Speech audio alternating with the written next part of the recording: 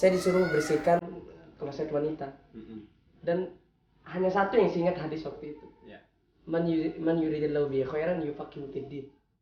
Barang siapa yang dikehendaki oleh Allah suatu kebaikan, maka dia akan dipakihkan, akan dipahamkan ilmu agama. Dan saat ini saya mau mencari ilmu agama itu, belum fakih ya. Jadi saya mau mencari ilmu agama. Tolong janjinya engkau itu akan berikan saya suatu kebaikan dan jaga saya dalam suatu kebaikan. Mana ya Allah, saya bilang begitu ketika di kloset wanita. Waktu saya bersihkan itu kuning-kuningnya itu. Nangis meneteskan. Akhirnya datang ke Sudan. Di sana saya selesaikan di Khalwah. Di Sudan. Di 15 juz.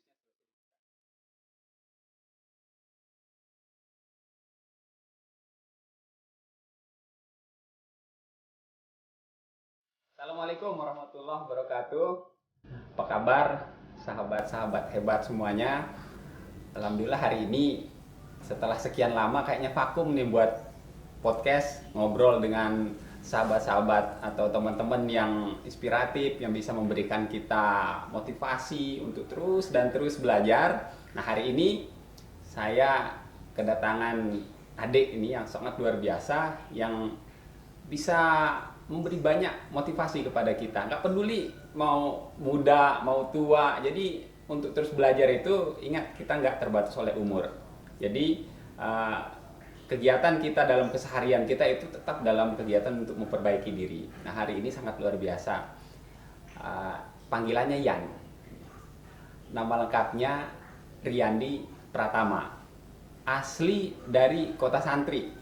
Kota Santrinya bukan Kediri Jawa, tapi dari Kediri di Lombok Barat. Oke, kita akan kenal lebih jauh. Yan ini sangat inspiratif, hafiz 30 juz tafsir. Nanti kita tanya buku apa yang menjadi spesialis tafsirnya. Kemudian kegiatannya apa saja sih? Usia masih muda, sudah keliling dunia, banyak mendirikan pondok tahfiz. Nah, ini hal-hal yang ingin kita gali dari seorang Riyandi. Apa kabar, Riyandi? Alhamdulillah sehat. Baik, sehat, semangat ya. Oke. Jadi ini libur berapa lama ini ada di Lombok? Alhamdulillah saya sudah sampai di Jakarta waktu itu puasa yang ke-6. Puasa kan, oke. Kurang lebih insya Allah liburnya ini sekitar 2 bulan. Bulan Juni tanggal 30 nanti balik lagi. Baliknya ke Jakarta apa ke Sudan? Baliknya ke Sudan. Tapi untuk hari Kamis besok, itu insya Allah saya balik ke Jawa dulu. Karena ada proker nanti di Jakarta di Universitas Al-Azhar dan DKM dari Ukuran Mulia Bogor, terus Pare. Edisi dampingi rektor dengan dubes ada acara MOU. Oke, sangat luar biasa. Tapi sebelum lebih jauh bercerita, saya ingin tahu dulunya. Ini untuk untuk mencari inspirasi itu kita harus tahu dulu. Benar. Nah, dulu itu dia kan pernah kecil nih, sama kita kan.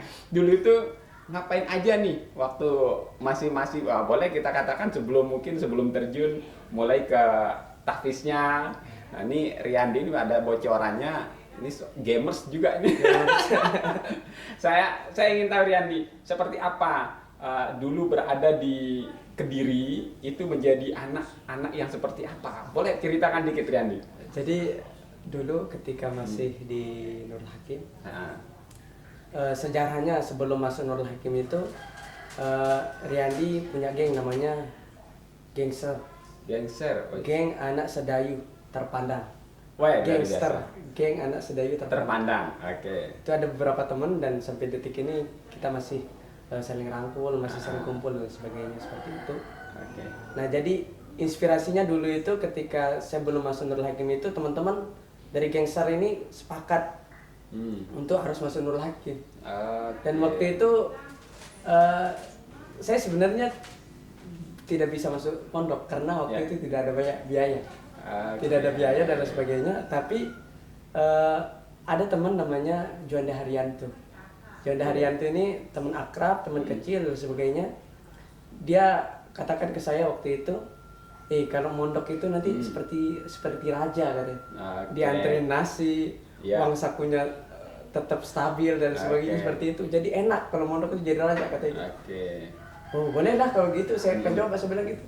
Jadi waktu itu saya udah diberikan baju SMP dan sebagainya. Akhirnya saya paksa sama orang tua.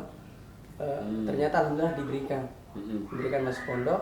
Nah ketika masuk pondok itu ternyata dari tahun pertama ketika kelas 1 MTS itu memang bagus. Seorangnya rajin terus sebagainya gitu.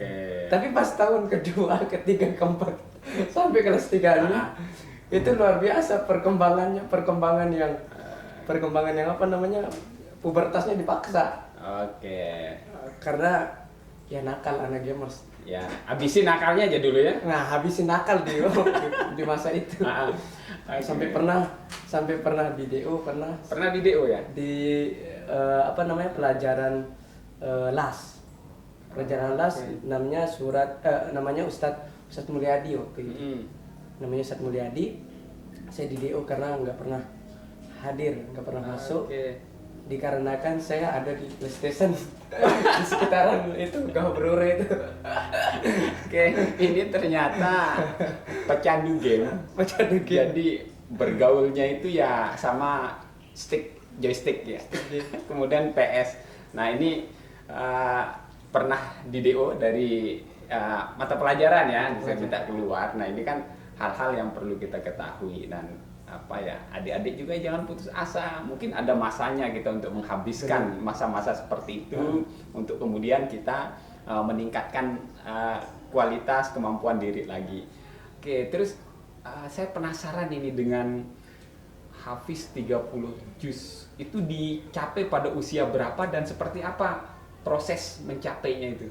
Nah, ketika saya dulu di Nurul Hakim itu saya hanya punya sekitar 5 juz. 5 juz ya. Nah, 5 juz itu aja saya dimotivasi oleh sahabat saya, namanya Abdullah Syahid Robbani. Dia seorang hafid dan memang udah biasa lomba MTQ di mana-mana. Beliau bilang waktu itu, coba antum Yan ikut MTQ tingkat 5 juz kata gitu.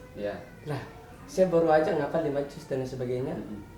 Jadi memang dari karakteristik saya pribadi itu untuk ajang-ajang masalah berlomba ilmu itu saya kurang setuju dari saya pribadi.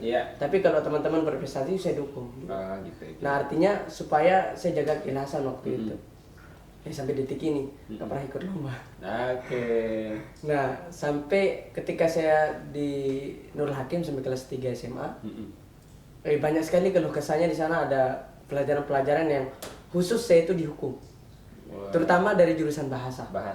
Dari jurusan bahasa Arab, bahasa Inggris, bahasa Indo, bahasa Jepang.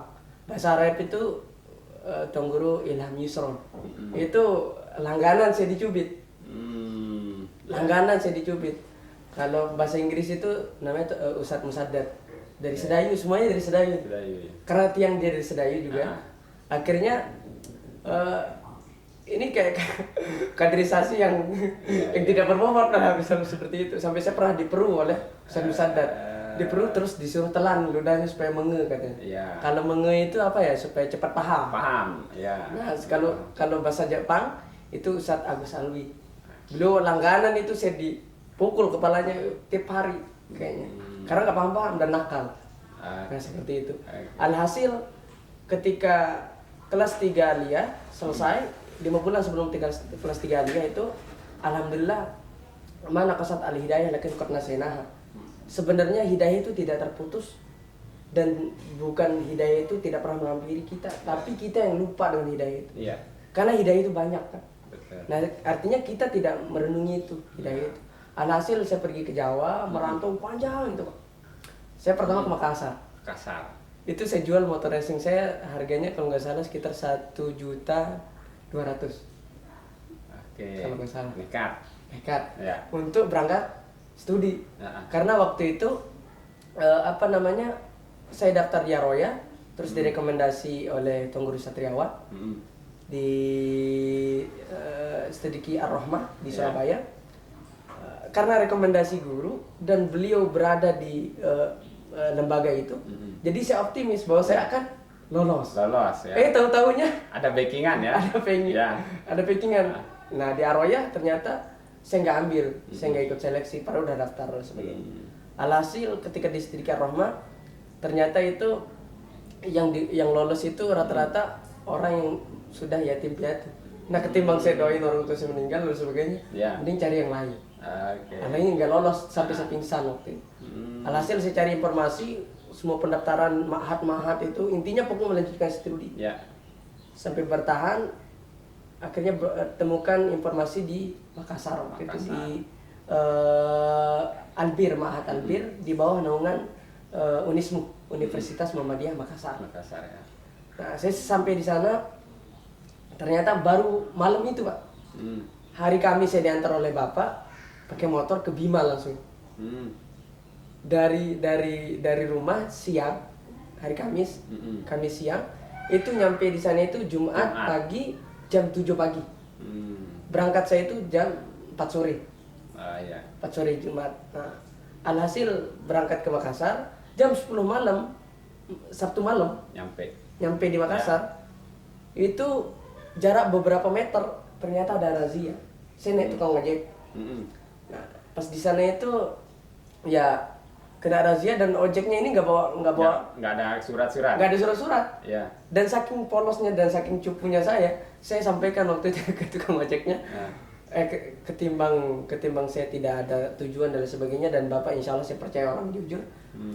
Jadi saya yang bayar nanti untuk razianya sebenarnya. Sampai saya tinggal di masjid, jadi marbot, ya cuci kloset dan sebagainya seperti itu. Saya pertama kali ngehnya untuk masalah hafalan waktu itu hari Jumat siang hari selesai Jumatan. Saya disuruh bersihkan kloset wanita. Dan hanya satu yang saya ingat hadis waktu itu. Man yuridillahu bihi khairan yufaqihu fiddin.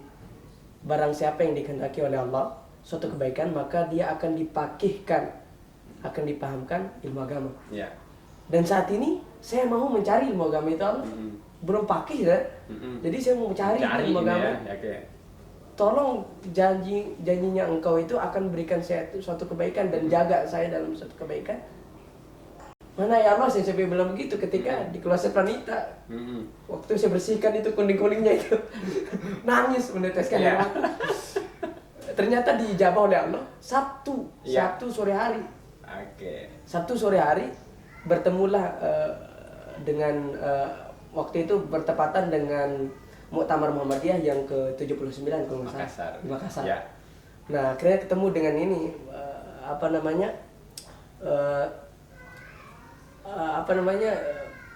apa istilahnya kalau di istilah Muktamar itu orang-orang yang menyuarakan Muktamar. Nah, jadi bapak-bapak itu warga Muhammadiyah yang ada di situ ya. Waktu itu beliaulah yang tawarkan Riyandi. Alhasil ya saya istihara dulu, akhirnya diterima, akhirnya datang ke Jawa. Datang di Jawa, dan di sana dari sebab tadi itu saya mengaji dan sebagainya di Makassar itu. Menangis. Di situ saya pertama kali ngeh untuk masalah ilmu agama, terutama Al-Qur'an. Karena saya yakin dengan Al-Qur'an Allah akan jaga saya bilang gitu. Karena waktu itu ya modal 5 juz doang. 5 juz ya. Nyampe di Jawa. Nah, pertama kali ini saya untuk mencoba untuk terus menambah hafalan, masuk di Ma'had Tani Mekah namanya. Terus digembleng dan di Jawanya di mana?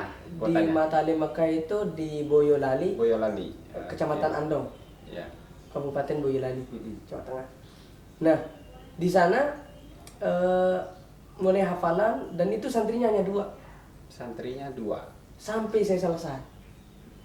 Mahasiswa di 3, santrinya hanya 2.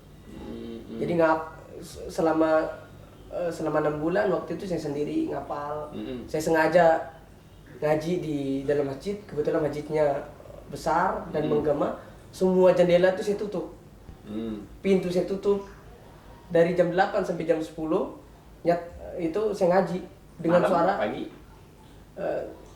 Siang kebetulan ustadznya ngajar. Jadi siang hanya sarapan, kemudian yang ngaji lagi. Kalau datang imannya kuat gitu.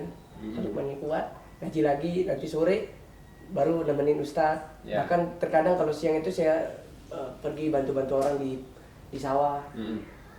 Istilahnya apa ya, manen padi. Akan cabut-cabut ubi dan sebagainya waktu itu. Nah di sana saya dapat hafalan 15 juz. 15 juz. Ya. Waktu berapa lama itu? Waktu tahun terakhir. Tahun terakhir selama 3 tahun saya mondok. Nah saya ngulang 5 juz. Iya. 15 juz.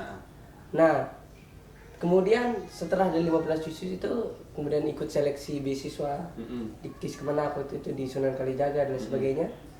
Akhirnya datang ke ke Sudan, lolos ke Sudan.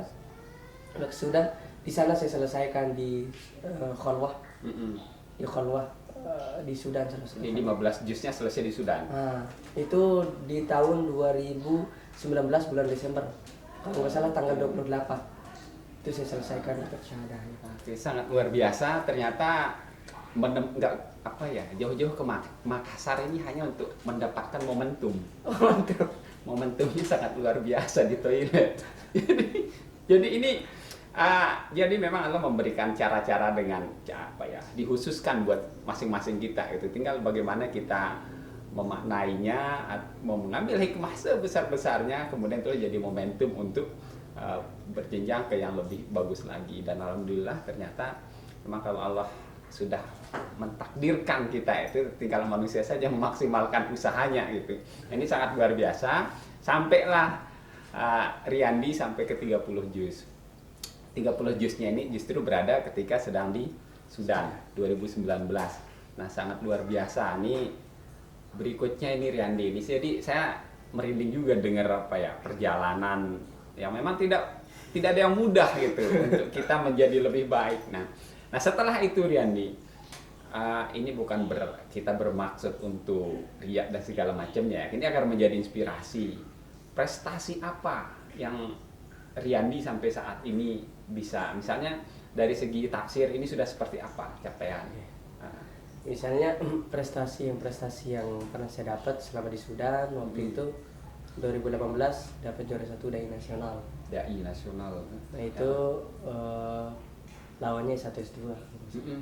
Waktu saya semester 2. Semester 2. Oke. Semester 2. Terus wakili Indonesia dapat juara 1 Liqa Syairul Lughah Arabiyah. Dalam ajang festival Saqafah Laila. Saqafah Laila itu diikuti oleh 16 negara. 16 dan negara. Kita mewakili Indonesia untuk dapat juara 1 itu. Alhamdulillah, luar biasa ya, mengharumkan nama Indonesia. Kebetulan kalau dari dari Yayasan Bina Muhyiddin di Surabaya, memang saya dapat apresiasi, dapat beasiswa sampai S3. Oke. Di Sudan aja semuanya apa gimana? Tidak, terserah saya. Oke. Intinya disupport sama beliau. Alhamdulillah. Alhamdulillah kemarin saya urus dengan LPP NTB bahwa memang saya dapat rekomendasi dari Pak Gubernur Pak Zulkifli untuk dapat S2-nya di IIUM, International Islamic University Malaysia. Oke. Nah di sana saya dapat dari beliau untuk ambil ancang-ancang. Ya. Dan untuk saat ini, alhamdulillah saya mendirikan lembaga namanya LPBA NTB. LPBA. NTB, ya. Lembaga Pengelola Beasiswa NTB. Okay. Nah alhamdulillah insyaallah bulan depan, bulan Juni tanggal 15 mungkin insyaallah itu kita berangkatkan 14 anak. 14 ke Jawa. Ke daerah Jawa itu kita kerjasama dengan PDPM Jateng. Pimpinan daerah di sana. Karena kebetulan di Jateng itu kan tiang mondok di sana. Pernah sekolah di sana dan kebetulan ya di beberapa lokasi itu saya pernah mengajar dan pernah mengisi. Akhirnya dengan kedekatan itu terus pergi ke Sudan, saya balik lagi dan ketemu dengan mereka-mereka itu. Jadi mereka itu mengatakan ke saya, ternyata Ustadz Riyandi itu meskipun sudah sampai di sana, dia tidak lupa dengan kita yang biasa-biasa, kata beliau. Akhirnya diapresiasi dari daerah di sana untuk diadakannya 1000 beasiswa NTB. Oleh karena itu, saya kelola dengan teman-teman LPBA, Lembaga Pengelola Beasiswa NTB. Dan ini kerjasama dengan kita punya 100 outlet. Adapun kalau kampus untuk saat ini kita punya UMS. Mahat Abu Bakar Solo, terus PUTM, PUTM Yogyakarta, UMY, dan Universitas Ahmad Dahlan. Dan itu kita kerjasamanya ke semua lini. Bahkan kemarin tuh sempat minta kerjasama dengan PPTQ di Jakarta. Kemudian saya jadi sekretaris Lajnah Beasiswa NTB ke Sudan. Yang insya Allah adik-adik besok ini juga insya Allah tanggal 15 Juni. Jadi udah buat jembatan ya? Udah buat jembatan. Nah ini pentingnya. Jadi kalau sudah berada di seberang sana, jangan lupa untuk kembali. Kembali pun ya jangan lupa untuk kembali untuk diri sendiri. Tapi bagaimana agar orang lain, adik-adik yang lain itu bisa minimal lah ya, kalau keinginan kita sama dan bahkan mungkin harapan kita ya mereka akan jauh lebih baik ya ke depan. Oke, sangat luar biasa cerita-cerita tadi Dek Riyandi ini. Jadi semoga ke depan akan lebih banyak lagi nih anak-anak muda yang ada di NTB, di Indonesia, terutama ini yang dari Pulau Lombok ini mengikuti jejak. Dan sebenarnya saya lebih ini penasaran sekali dengar murotalnya ini. Boleh nggak? Boleh. Sedikit saja. Oke, kita dengarin. Ini dari Riyandi ini memang memiliki, kalau kita bilang nada atau apa khusus ya. Jadi punya sendiri nggak ininya? Nggak ikut dia. Ini jadi dia punya sendiri. Kalau yang lain mungkin bisa ngikut imam-imam besar itu yang sudah ada. Nah ini kita mau dengar ciri khasnya Dek Riyandi. Sedikit aja Dek Riyandi. Belajar PD. Iya, harus itu. Oke, bismillah. A'udzu billahi minasy syaithanir rajim. Wadhkurullaha fi ayyamin ma'dudat. Faman ta'ajjala fi yawmayn fala ithma 'alayhi. وَمَا تَأَخَّرَ فَلَا إِثْمَ عَلَيْهِ لِمَنِ اتَّقَى وَاتَّقُوا اللَّهَ وَاعْلَمُوا أَنَّكُمْ إِلَيْهِ تُحْشَرُونَ وَمِنَ النَّاسِ مَن يُعْجِبُكَ قَوْلُهُ فِي الْحَيَاةِ الدُّنْيَا وَيُشْهِدُ اللَّهَ عَلَى مَا فِي قَلْبِهِ وَهُوَ أَلَدُّ الْخِصَامِ. Sadaqallahul azim. Luar biasa ya. Semoga sedikit ini bisa menggugah ribuan, jutaan orang, anak-anak muda untuk terus meningkatkan kapasitas diri. Baik Dek Riyandi, ada cerita yang ingin diangkat nggak untuk adik-adik kita berikutnya yang ingin ya harapan kita bisa lebih lagi gitu ya dari apa yang sudah Dek Riyandi capai saat ini. Ada pesan nggak untuk adik-adik muda?